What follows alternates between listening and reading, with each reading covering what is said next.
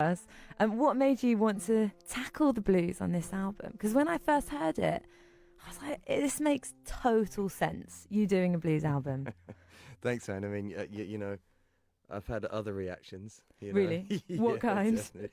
Well, like, this doesn't make any sense. Really? Yeah, a little bit, but from a few places. But um, well, I've always really been into the blues, and it was one of my first loves actually from when I was a kid. Natural love, not like forced on me by anybody. Yeah.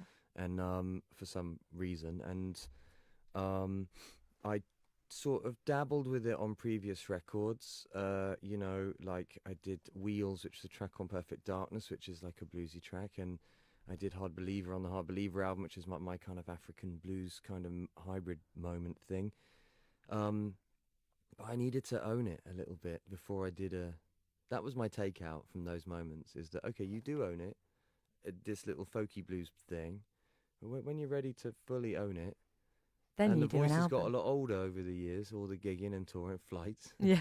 That actually now my voice, if I'd have done a blues album 10 years ago, it would have come out a little new soul. And I'd have been like, ooh, and done all the soul stuff.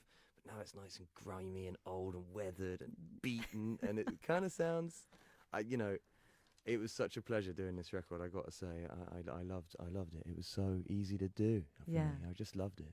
Which blues greats are the ones that have really inspired you? Because obviously we lost Chuck Berry Chuck, yeah. I mean, just a week ago. when I was a really young, like maybe 7 or 8, my parents gave me my grandmother's old Blue Spot record player, which is like a cabinet. We have a record player and a radio and a magazine rack in one thing, and all their old 7 inches to play with. And I'd do radio shows, I'm sure you probably did something similar.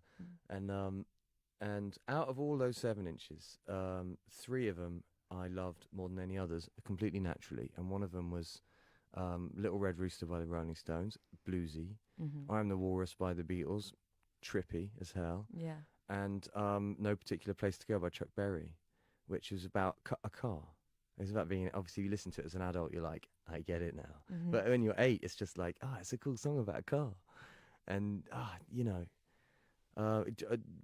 I also got a great gift when I was a teenager from my parents for Christmas, which was this John Lee Hooker album, which is my favourite record of all time.